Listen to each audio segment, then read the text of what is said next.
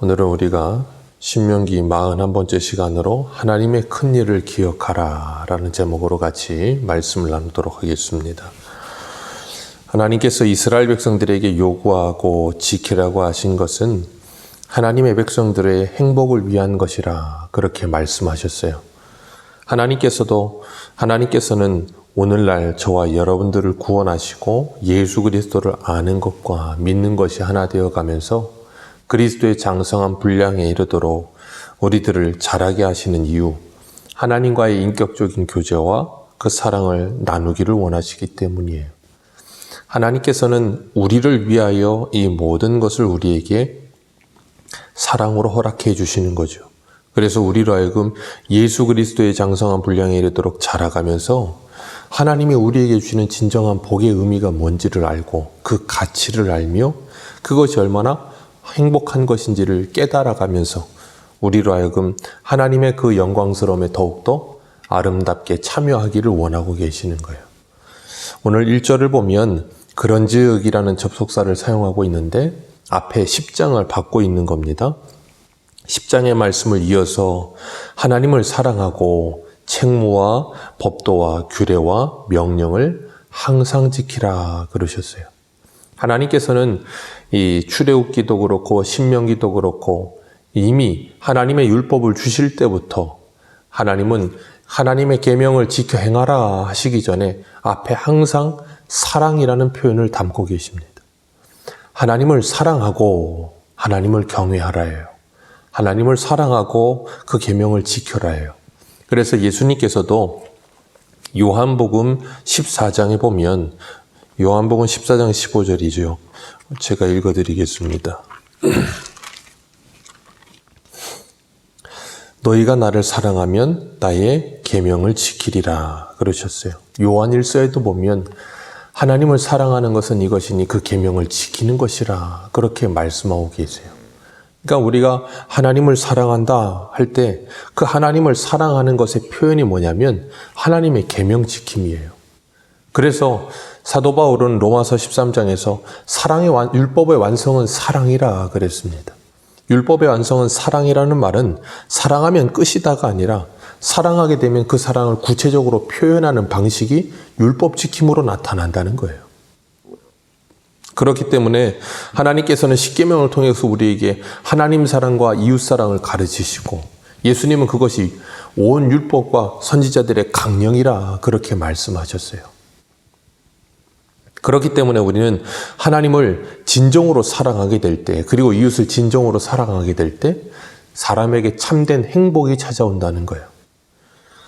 그래서 하나님은 우리들에게 너희들의 속사람이 변하여 마음의 할례를 하고 하나님께서 사람의 외모를 보지 않고 그 중심을 보시기 때문에 하나님을 진심으로 사랑하고 이웃을 진심으로 사랑하라 그러셨습니다. 그리고 하나님께서는 하나님의 돌판을 통하여서 우리들에게 하나님을 어떻게 사랑해야 되는지를 구체적으로 가르쳐 주시면서 이런 것을 하지 말라, 이런 것을 하라 그렇게 말씀하세요. 예전에 어떤 이 기업 광고에 그런 표현이 나온 적이 있어요. 사랑한다는 것은 사랑하는 사람이 싫어하는 것을 하지 않는 것이다 라는 표현이 나온 적이 있었거든요. 우리가 사랑한다는 것은 내가 사랑하는 상대방이 무엇인가를 좋아하는 것을 열심히 해주는 것이 사랑이다 라고 생각하는데 그것도 사랑이지만 내가 사랑한다면 그 사랑하는 사람이 싫어하는 것을 내가 하지 않는 것, 절제하는 것도 사랑이라는 거예요. 그렇기 때문에 우리가 하나님을 사랑한다면 하나님이 좋아하시는 것을 하고 하나님이 좋아하지 않으시는 것을 하지 않는 것.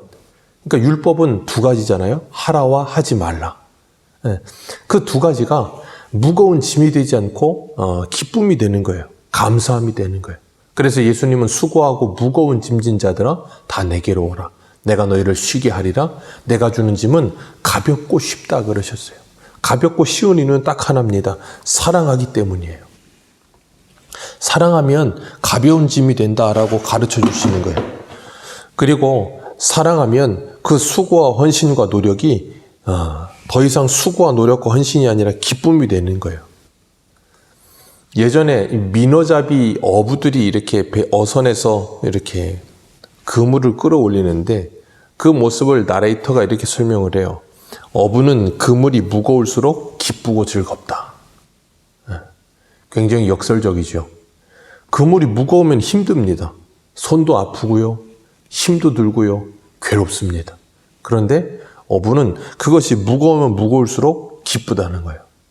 만선의 기쁨과 그리고 돈을 많이 벌 수 있다는 기쁨이 그 무거움과 손 아픔과 괴로움과 피곤함을 다 잊게 한다는 거예요. 우리가 하나님을 사랑하면 하나님의 말씀을 따라 살아가는 일이 무거운 짐이 아니라 기쁨의 짐이 되는 거예요. 하나님을 사랑하면 우리가 무엇인가를 할 때 있어서 신앙의 싸움을 하고 절제하고 수고롭고 열심히 노력하고 그런 모든 것들이 영광스러움이 되고 기쁨이 된다는 거예요. 분명히 사랑해도 피곤합니다. 사랑해도 힘듭니다. 사랑하면 피곤하지 않고 힘들지도 않다는 건 아니에요. 사람이기 때문에 피곤하고 힘들기도 합니다. 그런데 기쁘고 즐겁습니다. 그렇기 때문에 우리는 하나님께서 분명히 말씀하세요. 하나님을 사랑하여 그 책무와 법도와 규례와 명령을 항상 지키라.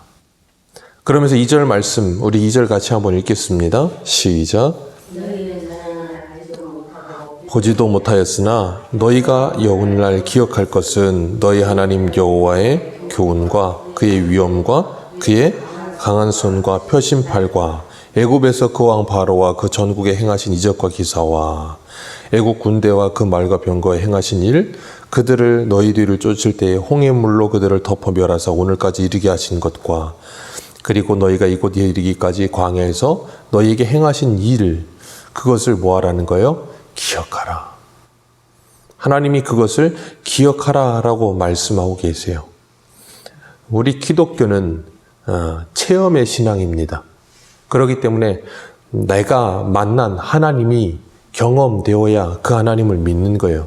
인격적으로 하나님을 만난 경험이 없이 참된 믿음이라고 하는 건 나오지 않습니다. 왜냐하면 하나님에 대해서 알지 않고 하나님을 알아야 되거든요. 내가 하나님을 직접 대면한 경험이 있는 사람은 하나님을 경외하고 두려워하며 하나님이 어떤 분이신지를 알게 됩니다. 그래서 나의 삶 속에 하나님께서 베풀어 주신 은혜를 기억하는 거죠. 그러니까 내 삶 속에 하나님의 은혜를 받은 경험, 하나님의 사랑을 받은 경험, 그런 삶이 축적되어서 그걸 우리는 흔히 이 간증이라고 하는데 그것이 축적되어 갈 때 우리는 뭐예요? 하나님에 대한 분명한 지식, 하나님을 아는 지식이 풍성해져 가고 하나님에 대한 아름다움이 우리에게 경험되어서 우리가 그 성경 속에 있는 기록된 말씀이 내 삶 속에 읽혀지게 될 때 우리는 그 말씀을 믿는 거죠. 그리고 우리의 삶 속에 그 하나님을 자랑하는 삶을 살게 되는 겁니다. 그러니까 내 삶 속에 하나님의 은혜를 경험하는 삶을 산다는 게 얼마나 복된 건지 몰라요. 이스라엘 백성들은 오늘 모세가 너희들은 기억하라. 애굽에서 나올 때부터 이 광야에 이르기까지 너희들이 하나님께 어떻게 했으며 하나님이 너희들에게 어떻게 했는지를 기억하라.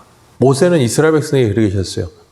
너희들은 애굽에서 나올 때부터 여기까지 하나님께 늘 항상 빨리 속히 너희들은 하나님의 말씀을 떠났고 하나님께 죄를 지었다. 그런데 하나님은 그 모든 것 가운데 너희들에게 은혜를 베푸셨다. 그러니까 우리가 이스라엘 백성들에게 모세가 너희들은 기억하라 할 때 기억은 두 가지예요. 불순종과 은혜. 불순종했음에도 불구하고 하나님의 은혜를 베푸셔서 여기까지 너희들을 인도하신 그 은혜를 기억하라. 그래서 2절 말씀에 뭐라 그러세요? 너희의 자녀는 알지도 못하고 보지도 못하였으나 너희는 보았고 알았다예요. 그러니 너희들이 보고 알았던 그 하나님을 뭐 하라는 거예요? 기억하라는 거예요. 우리 사사기 2장 한 군데 한번 보겠습니다. 사사기 2장 7절입니다. 사사기 2장 7절.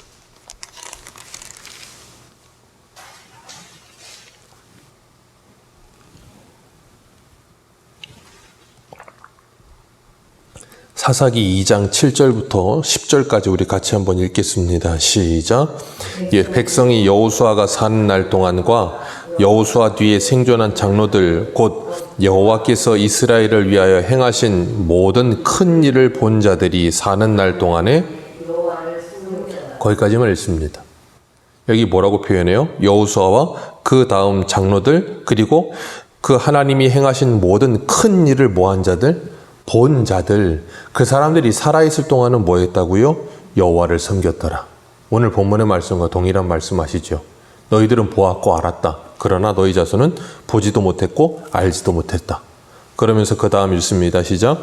여호수아의 종 눈의 아들 여호수아가 110세에 죽음에 무리가 그의 기업의 경내 에브라임 산지 가스산 북쪽 딥낫 헤레스에 장사하였고 그 세대의 사람도 다 그 조상들에게 돌아갔고 그 후에 일어난 다른 세대는 여호와를 알지 못하며 여호와께서 이스라엘을 위하여 행하신 일도 알지 못하였더라. 분명하게 구분하고 있죠. 오늘 2절에서 너희 자녀는 알지도 못하고 보지도 못했다. 그러나 너희는 알았고 보았다. 그러니 그 하나님을 뭐하라? 기억하라. 그리고 사랑하고 그 모든 명령과 책무와 규례와 법도를 지켜라. 그리고 그 말씀대로 그들은 뭐 했다고요? 사는 날 동안에 하나님을 섬겼더라. 그러나 그 다음 세대는 하나님을 알지 못하는 다른 세대더라. 그러니 그들은 망했답니까? 아니요. 하나님을 알지 못하는 다른 세대인 그들에게 하나님이 뭐 하시냐면 그 전 세대에게 행하셨던 그 하나님의 큰 일을 다시 행하시는 거예요. 그래서 가나안에 남아있던 자들을 그들의 옆구리에 가시와 같이 두시고 전쟁을 가르치시고 하나님을 가르치시며 하나님이 그 수고로움을 다시 뭐 하세요? 또 하시는 거예요. 그러니까 하나님은 끊임없이 반복되는 일을 계속 하시는 겁니다. 전 세대가 하나님을 경험하고 하나님의 큰 일을 깨닫고 하나님을 자랑하며 다음 세대를 볼 때는 걱정이 많죠. 야, 이 아이들은 어떻게 하나? 이 아이들 정말 이거 이렇게 살다가 큰일 날 텐데 하나님도 모르고 아무것도 은혜도 모르고 아무것도 모르는구나 하고 걱정하지만 그 다음 세대는 또 하나님이 뭐 하신다고요?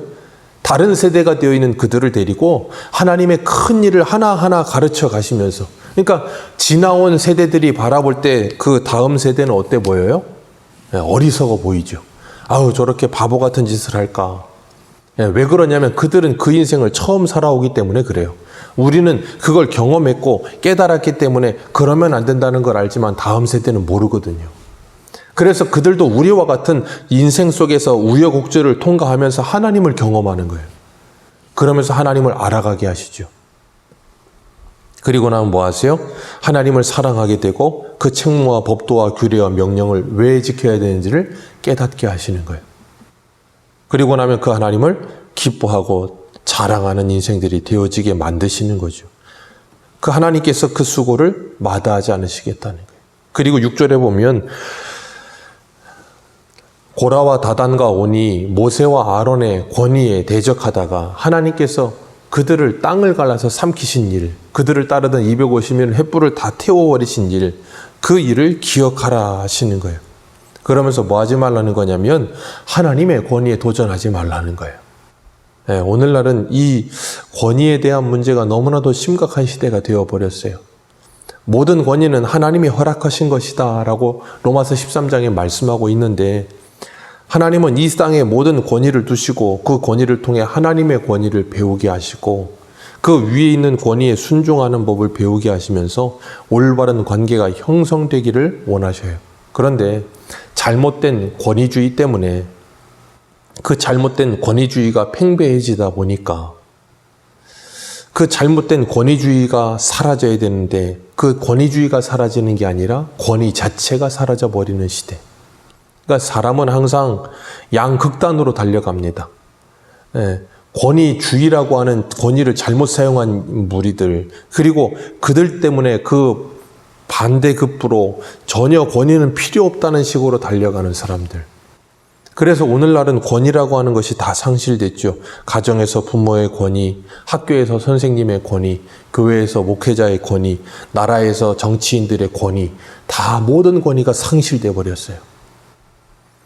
제가 어릴 때만 해도 그러진 않았거든요. 한 세대가 가기 전에 이미 모든 권위가 말살되어 버린 시대가 되어버렸어요. 어떻게 하다 이렇게 변했는지 모르겠지만 우리가 잊지 말아야 될 건 이 모든 것 배후에는 사단의 역사가 있다는 걸 기억하셔야 돼요.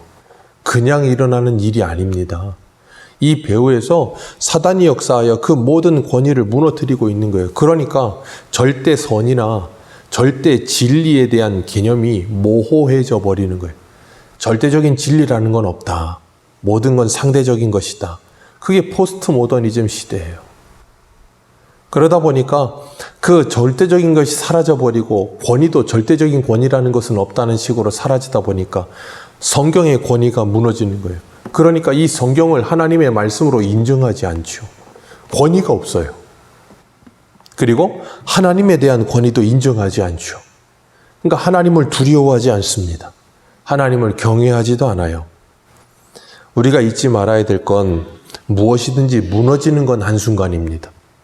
그러나 그 무너진 걸 다시 쌓아 올리는 일은 수십 년, 수백 년이 걸릴 수도 있어요. 오늘도 우리에게 행하신 큰 일을 우리 눈으로 보고 그리고 하나님이 사람들을 아직 하나님을 알지 못하고 보지 못하는 다른 세대들에게 내가 만난 그 하나님을 전해주며 그 하나님의 큰 일을 알려주는 거예요.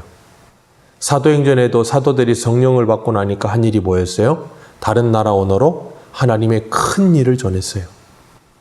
우리가 경험한 그 하나님의 큰 일을 전해주며 그 하나님을 자랑하며 그들도 나와 같이 그 하나님을 만나게 되를 기도해주며 내가 만난 그 하나님을 사랑함으로 그 명령을 따라 오늘도 주님과 동행하는 복된 길을 걸으시기를 주님의 이름으로 축복합니다. 기도하겠습니다.